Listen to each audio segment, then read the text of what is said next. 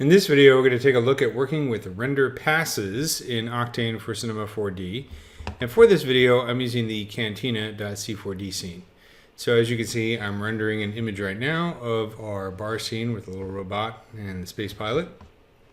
And it would be nice to be able to separate the individual render elements of the scene into separate passes that can then be recomposited or put together and tweaked in a compositing program such as Nuke or After Effects. So this is pretty easy to do using Octane. What you want to do is go into the render settings. So go to edit render settings.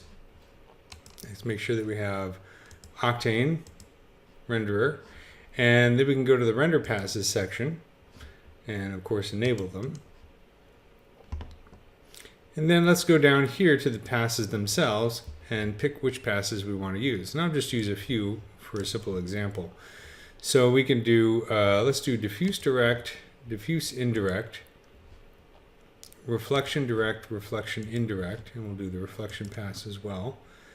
Refraction, emitters, and let's say light direction.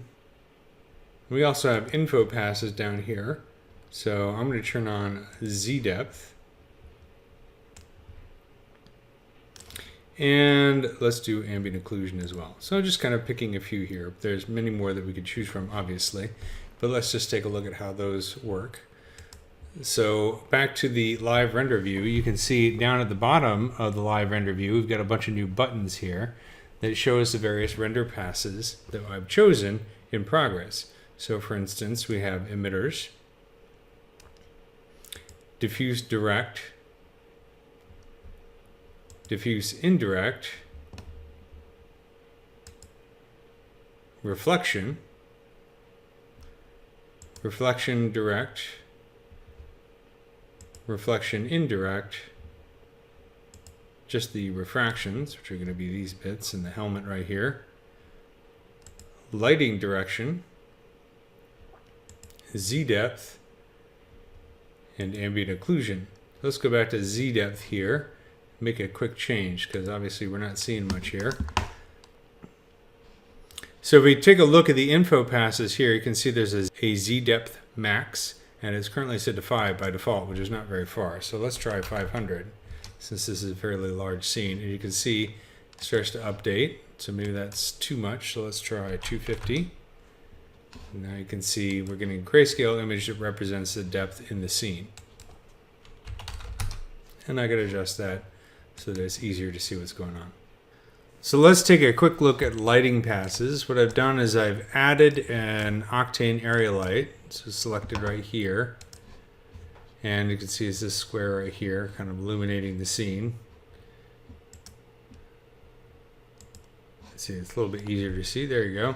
So I created this, of course, going to Object, Lights, Octane area light.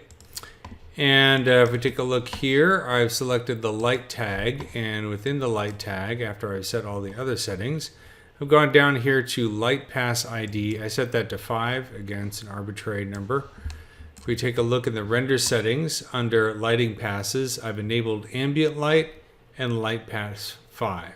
So we have up to 8 different passes for lights in the scene, plus sunlight and ambient light. So now if I go into the live viewer, and let's see if we can get this to refresh here.